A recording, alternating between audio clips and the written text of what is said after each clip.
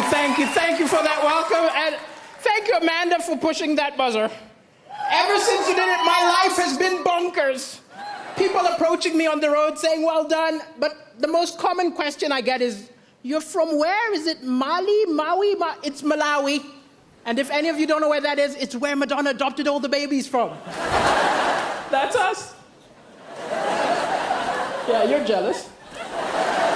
I do miss my little brother.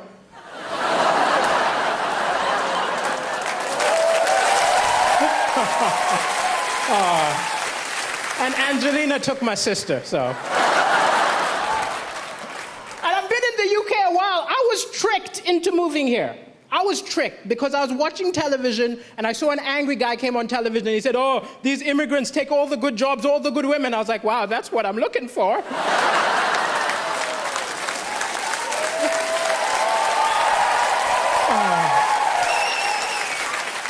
Sometimes comedy, it's hard to laugh sometimes because the news is full of depressing stuff. But I think the thing is, it's misleading because amazing things happen every day, little acts of kindness, but they don't report it. They put it on page 10, they open with the doom and gloom. If the BBC News was a mate of yours, you'd never go over. Look, I'm not going to that depressing barbecue. I'm going to hang out with Cartoon Network. But it's an amazing time to be alive. People say stuff like, I miss the good old days. The good old days were terrible. We've got amazing stuff. We've got Wi-Fi. Yeah. We've got rights. Women can vote. Yeah. I'm black. 200 years ago, this would have been an auction.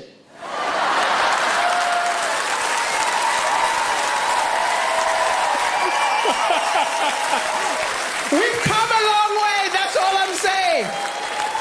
But even with the doom and gloom, the Malawian press is a lot worse than your press here. I'll tell you. Like, I did the first ever comedy show in Malawi, which isn't an accomplishment. I'm the only stand-up comedian, right? And I called the local press and said, send a reporter. The editor said, why don't you write the review yourself? Huh? You give me some money, I will say we wrote it. I was disgusted by the total lack of integrity in the Malawian press. But wow, that was the best review I ever got. 7 stars! He's a genius! The African Michael McIntyre! But it's crazy I'm on television right now because my ex always felt I wasn't ambitious enough. She always used to be like, you're a comedian, come on, be more ambitious. I said, hey, I'm happy. She said, you're not happy. I said, I think I'm happy. She said, no, be more ambitious. I did not sign up for somebody who's going nowhere. I snapped. I told her, look, you knew I wasn't ambitious the day we met. Of all the women in the bar, I approached you.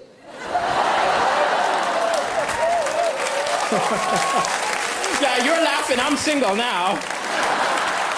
And I am looking for love, I'll admit. I'm looking for love. You know, got to get that citizenship, you know. But it's hard to date on a budget. I remember going for a date and the woman made a lot more money than me, which isn't a problem. We're in the 21st century, but I was ashamed. I remember the waiter came up, assumed I was going to pay. Put the bill in front of me, I had to go, I'll get the next one. I felt so pathetic watching her pay. I wanted so badly to be part of the transaction. So I just took the change.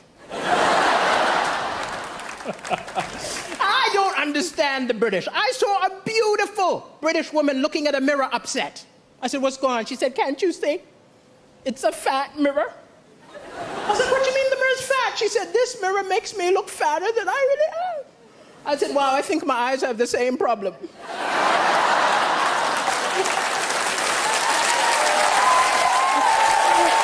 I was not mocking her. Don't be angry with me. It was a cultural misunderstanding. I'm from Africa. It's different. When we see someone overweight, we don't think go on a diet. We're more like, where did you get the food? I think we gotta follow her home. Thank you, ladies and gentlemen. It's been a pleasure. Thank you.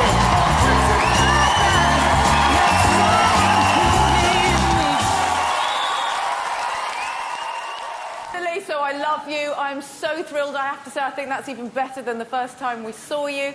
What I love about you, what I think is so important about comedy is that it has to be very near the edge of edgeness. And you were so on the edge that it made us howl with laughter. I mean, it was naughty, it was edgy, it was fresh, it was cool. And the best thing about you is that nobody can nick your material.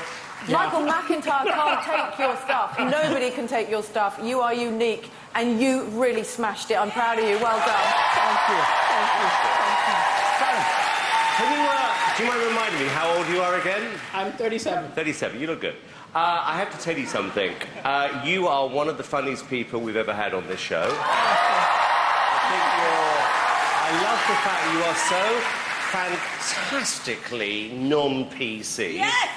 I really do. And I think that's part of the reason why everybody likes you so much. I said this earlier on in the week, I'm going to say this about you, is that I do believe that this show can be an amazing showcase for somebody like you. And I would be amazed... Actually, no, I don't want to say this because I jinxed it before, but what I'm thinking is this, that you are the sort of person who, off the back of this, your phone should be ringing in 3 days' time, offering you your own show. You should be on TV more often. I mean, the one thing I've noticed about comedians are they are quite selfish, and the same people seem to be on a lot. I think there's a real gap in the market for you, and it's your personality, your sense of fun, which I believe is going to put you in the final tomorrow, and you deserve it. I second that. I pray people pick up the phone and put you in the final. When you were on the first time round, Jack Whitehall called me and said he used to do gigs with you back in the day, and I said, why isn't he the biggest comedy star in the country? And he said, he's never been given the right break. Well, tonight is the right break. You're going to be a superstar. You make uncomfortable topics funny, and you made us ugly laugh. Like, no woman wants to do that. We were howling. You're brilliant. Well done, Daliso.